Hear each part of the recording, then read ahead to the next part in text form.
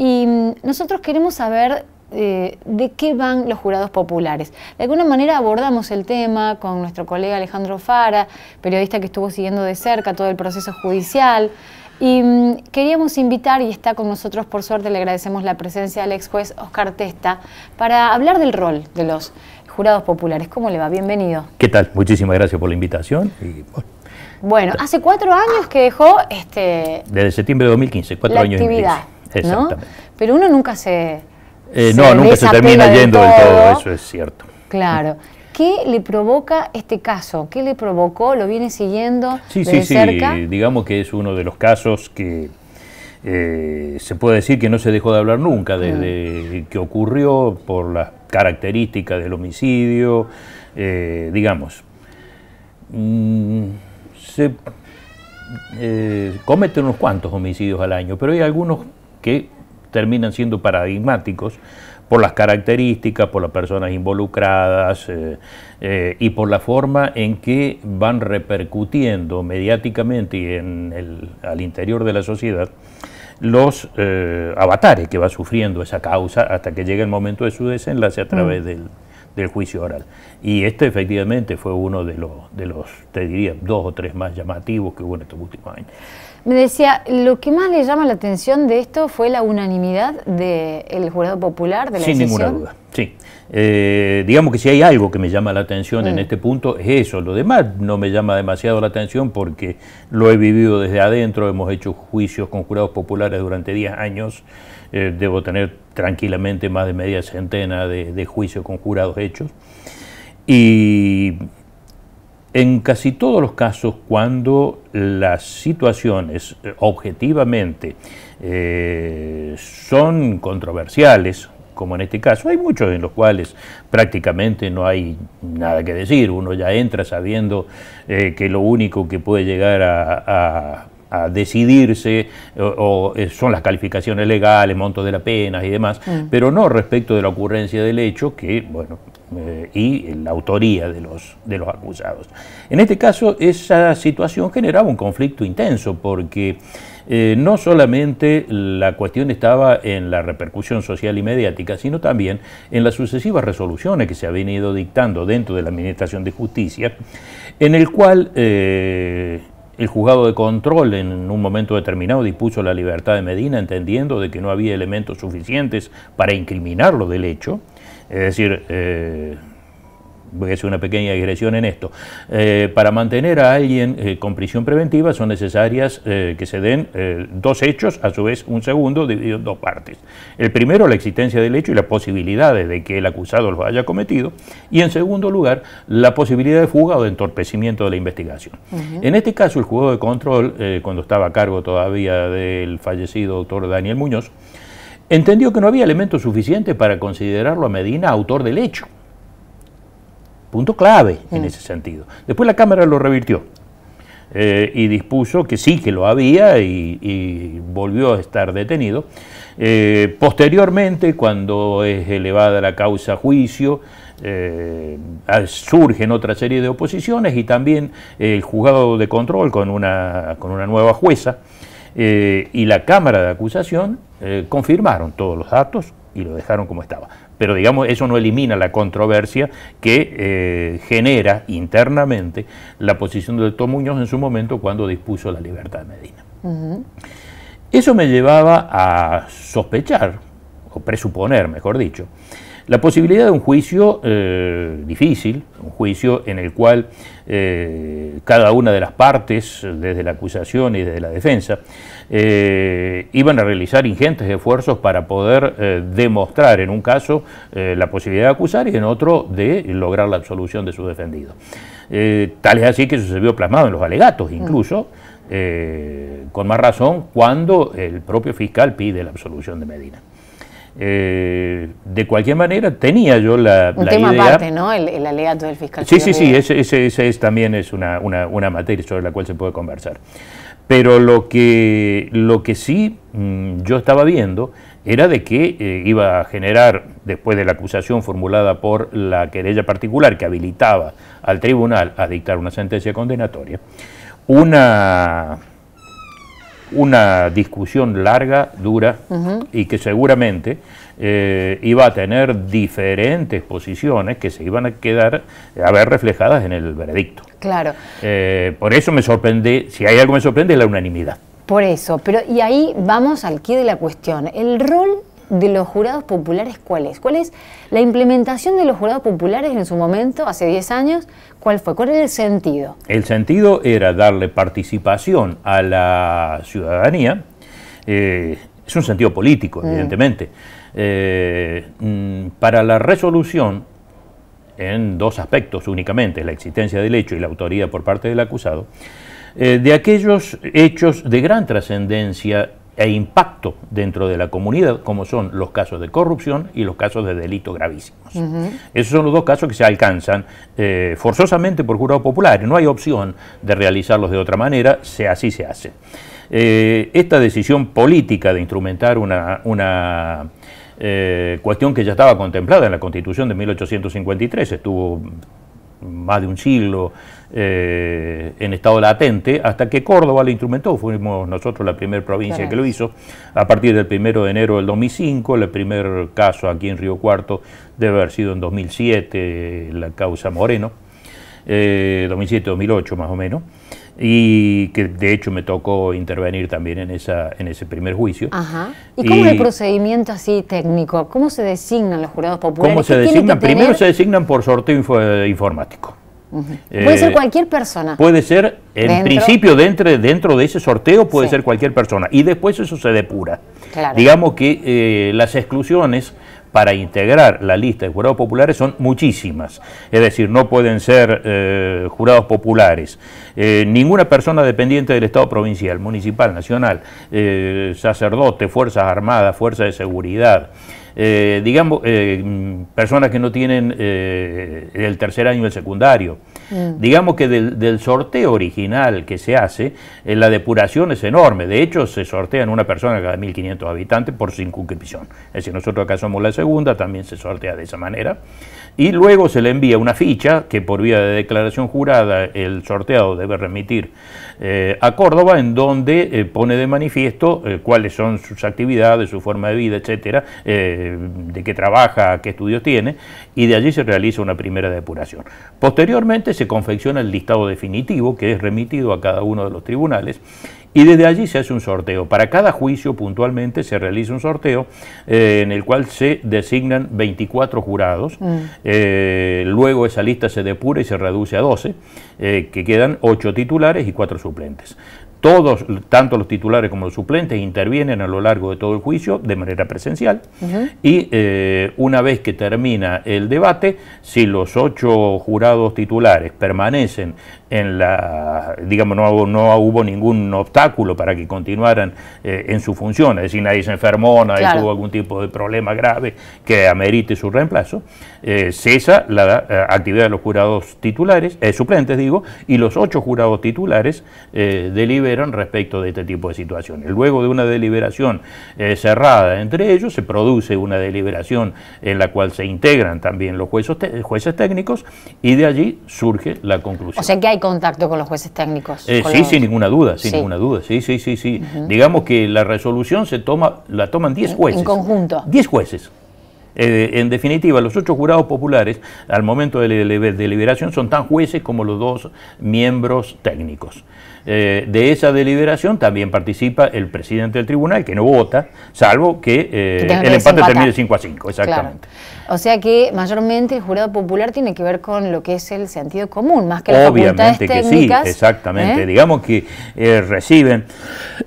Pero ahí hay otra pata para resolver, que es, termina resolviendo en este caso, se dice, el sentido común sobre las certezas técnicas, o sea, la falta de pruebas. De cualquier manera, yo no me animaría a hablar de falta de pruebas, porque en este caso es algo que también se está hablando mucho de ese tema, y lo que no hay en este caso son pruebas directas, pero ninguna, digamos, no es la existencia de prueba directa el único elemento incriminante que puede llegar a haber para tomar dictar una sentencia condenatoria. También se puede hacer a través de prueba indiciaria. Lo que pasa es que el análisis de los indicios no es una tarea fácil, no es una tarea sencilla, es una tarea, yo diría que una de las más dificultosas al momento de tomar una definición, porque se llega a una sensación o a un criterio de certeza en base a deducciones de otros hechos que giran alrededor del hecho principal. Claro. En este caso concreto... ¿Y todo eso se puede hacer en estos 4 días que llevó, por ejemplo, este juicio, o se lleva mucho más tiempo? No, yo diría que sí, que se puede hacer. Porque es una cuestión de análisis y razonamiento nada más. Es decir, ¿qué son los indicios? Uno toma un indicio aislado, ese indicio aislado, si puede generar varias alternativas diferentes, una de las cuales se cumplió, pero varias no, ese indicio no sirve. Descartes. Pero si los indicios se van encadenando uno con otro hasta que hace descartar la posibilidad de duda, ahí llegamos a la conclusión de certeza. Por eso yo digo, me llama la atención esta unanimidad, y creo que realmente el tribunal, cuando dicta sentencia, lo hace con la convicción y la seguridad de lo que está dictando y lo que está haciendo. Yo he tenido discusiones en las cuales hemos debatido largamente con jurados populares, y jurados populares que se mantuvieron en la suya y dijeron es culpable o es inocente por esto, por esto, por esto y por esto. Digamos, no es sencillo muchas veces, vuelvo a insistir en el tema del análisis de los indicios y que esos indicios sean serios, concordantes, unívocos y no sean lo que se llama anfibológico en materia judicial, en términos extravagantes, pero que significa la posibilidad de que un hecho genere varias consecuencias diferentes que no son adaptables al caso y por lo tanto no sirven. Disculpe, había extraoficialmente información de que una de las jurados designadas en su momento, y off the record, había dicho que para ella era culpable, más allá de el conocimiento de algunas cuestiones técnicas, que tenía cara de culpable. Eso se presta, para claro, algunas posiciones. A eso los jueces técnicos lo deben desbaratar en el momento del debate. Eso es absolutamente imposible que se sostenga como argumento por una razón muy simple. Los jurados populares opinan, discuten, debaten, emiten sus conclusiones, pero siempre verbalmente, verbalmente y en el curso de ese debate interno. Pero después todo eso hay que escribirlo, hay que dejarlo sentado en la sentencia. Y eso, dejarlo sentado en la sentencia, forma parte de la fundamentación, que es la garantía principal que tiene un acusado para saber por qué se lo condena. Claro. Y a su vez poder también instrumentar los recursos necesarios para que en la segunda instancia poder hacer valer, digamos, los errores o las apreciaciones divergentes o todo aquello que contenga la sentencia y que pueda beneficiarlo. Ese tipo de cuestiones nadie podría llegar a redactarlo diciendo, el jurado popular dijo que por la cara seguro que era el autor. Es necesario hacerlo reconsiderar, no, mire, piénselo, es decir, si usted me da una razón que realmente sea válida, que lo justifique perfectamente, yo no tengo ningún problema en respetar su posición, porque para eso es un juez más, pero digamos que lo fundamente racionalmente. Es fundamental la intervención de los técnicos ahí, ¿no? y la interconexión. Sí, es fundamental principalmente para que los jurados populares no caigan en este tipo de errores, pero lo cual no quiere decir que sea inducido, ni que sean llevados de las narices, ni nada por el estilo. A mí nunca me ha tocado un juez, sí puedo tener alguna persona por allí, integrante del jurado, un poco que no muestre tanto su carácter, digamos, siempre hay alguno que lleva la voz cantante dentro del grupo. Hubo una intención de decir que hubo influencia directa de los jueces técnicos, del fiscal, no en su alegato, muy hábilmente. Pero seguimos hablando de cuestiones que no están confirmadas. Yo pido por favor a toda la ciudadanía fundamentalmente que bajemos un cambio, esperemos, faltan apenas unos días. El 9 de marzo vamos a saber todo. El 9 de marzo vamos a poder poner sobre esta mesa las razones por las cuales el tribunal ha resuelto lo que resolvió, y desde allí podríamos analizar con toda la objetividad del caso y decir, señores, acá se equivocaron de cabo a rabo, o miren, esto no lo habíamos visto. ¿Y hay posibilidad de dar marcha atrás Hay posibilidades. No. El fallo de primera instancia está dictado. Lo único que queda por hacer en este momento son los sucesivos recursos. El próximo es la casación ante el Tribunal Superior. Y eventualmente después un recurso ante la Corte Suprema y eventualmente ante tribunales internacionales también, si se quiere seguir. Esos son todos los pasos, exactamente. Claro. Digamos, el Tribunal Superior tiene su tiempo también para emitir su dictamen. De hecho, hay un orden temporal de causas que van ingresando, y en aquellos casos que por allí son importantes y conflictivos, o que se pueda llegar a ver que las cosas no se han hecho del todo bien, lo pueden resolver con mayor rapidez. De cualquier manera, el hecho de que sea trascendente no amerita que se lo apure en su resolución. Caso concreto, el caso Vargas Parra, por ejemplo, con Nicolás Avena, demoró más de 2 años, dos años y medio en volver confirmado por el Tribunal Superior. Pero yo creo que en esos casos también se tiene en cuenta cómo va a ser la resolución. Es decir, si va a salir confirmado, evidentemente puede esperar un poco. Si va a ser revisado, se va a mandar a hacer un nuevo juicio, se resuelve con más rapidez. Oscar, para finalizar, 2 cositas. Una que tiene que ver con la cantidad de años que se definieron para Sergio Medina, 15 años, que para alguien que es culpable de un homicidio resulta poco comparado a la cadena perpetua, y para quien defiende su inocencia resulta una barbaridad, ¿no? Cualquier tipo de condena a un inocente. ¿En qué radica la decisión de este número, de 15, por ejemplo, en una mitad, que muchos consideran la mitad de camino en la decisión? Bien, acá tenemos 2 cosas. Para un inocente estar un solo día preso es injusto. Es una locura. ¿Sí? Es una locura. Cualquiera que conozca la cárcel sabe precisamente de qué se trata este tipo de situaciones. Ni hablar de alguien que lleva 2 años y medio ya adentro. Es verdaderamente terrible.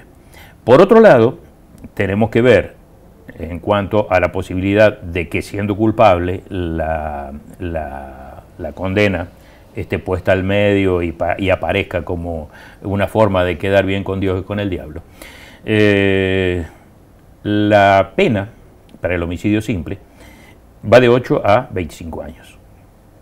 Tenemos que ver que llegó Medina al juicio acusado de homicidio simple, y la misma Fiscalía de Cámara pidió, para aventar el riesgo de una anulación del juicio por si se acreditaban algunas calificantes, pidió que fuera calificado por ensañamiento y por femicidio también.